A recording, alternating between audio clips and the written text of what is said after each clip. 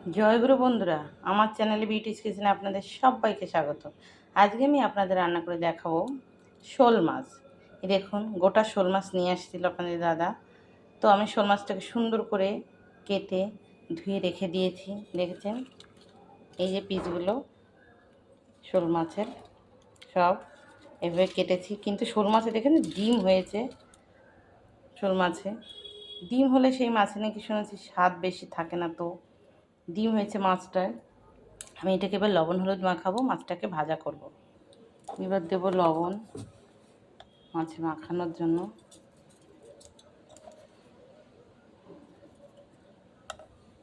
দিয়ে দেবো হলুদ,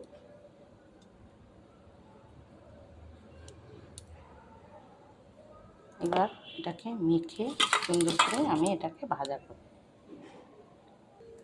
মাছে লবণ হলুদ মাখানো হয়ে গেছে। এবার আমি মাছটাকে তেলে দেব। কড়া বসিয়ে দিয়েছি, কড়া দেখুন পুরো লাল হয়ে গেছে তেতে। তো এবার আমি তেল দিয়ে দিচ্ছি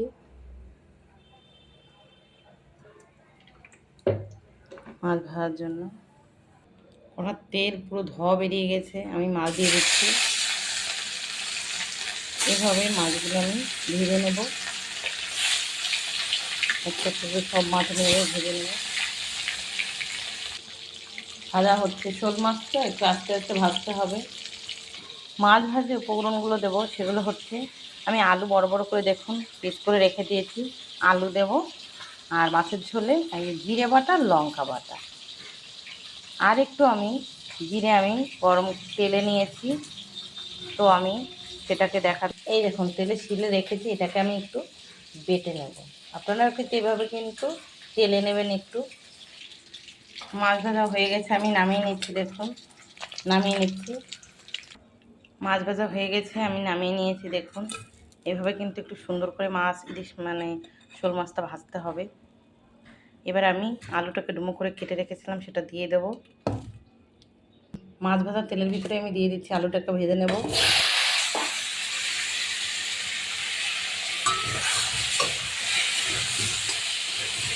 এটা একটু ঢেকে ঢেকে ভাজবো, একটু বড় বড় করে কেটেছি আলুগুলো। এবার আমি ঢেকে দেবো একটু। দেখুন আমার আলু ভাজা হয়ে গেছে। এভাবে কিন্তু লাল লাল করে আপনারা আলু ভেজাটা নেবেন, নামিয়ে নেবেন। এই আলু ভাজা তেলের ভিতরে আমি তেল দিয়ে দেবো একবারে। আমি এক ফোড়নে বসিয়ে দেবো শোল মাছটা, একটু গরম হবে।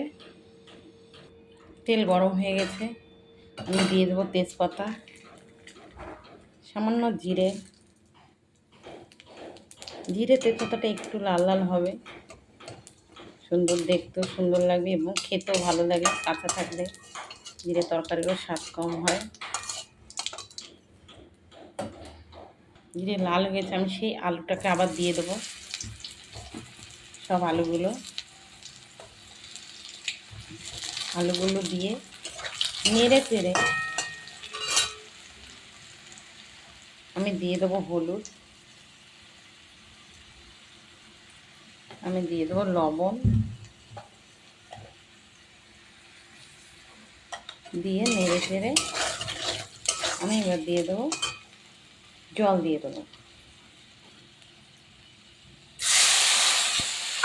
যে যেমন ঝোল রাখবেন তেমনই জল দেবেন, কারণ আলু কিন্তু সিদ্ধ হয়ে গেছে, ঝোল বেশি দেওয়ার জন্য আরেকটু দেব।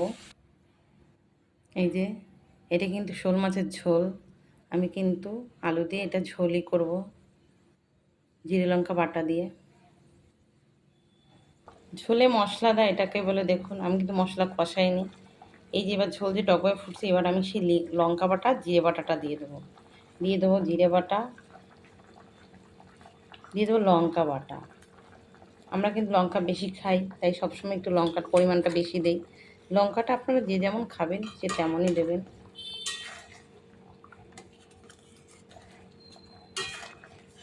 এভাবে ঝোলে জাল হবে মশলাটা পুরো। এটা কিন্তু আর ফোড়নও দেওয়া লাগবে না, আমি এক ফোড়নেই বসিয়ে দিয়েছি।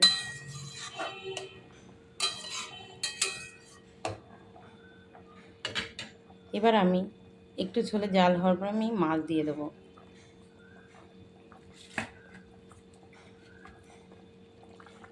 দেখুন টকবগে ফুটছে। এবার আমি এই যে ভেজে রাখা গোটা মাছটা যে এটাকে আমি এবার দিয়ে দেবো।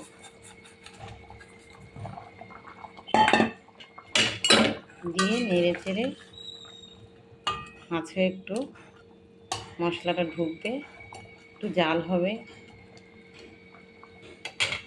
তারপরে আমি ভাজা জিরে বাটাটা দিয়ে দেবো।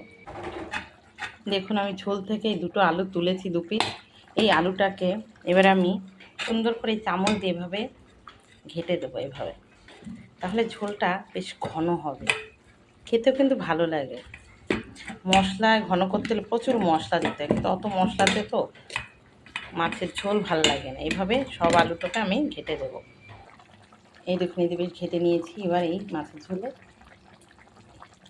মাছের ঝোল থেকেই তুলি আলুটাকে ঘেঁটে দিলাম, যেহেতু গামলার ভিতরে সে ঘাটলাম কেন, মাছ ভেঙে যেতে পারে।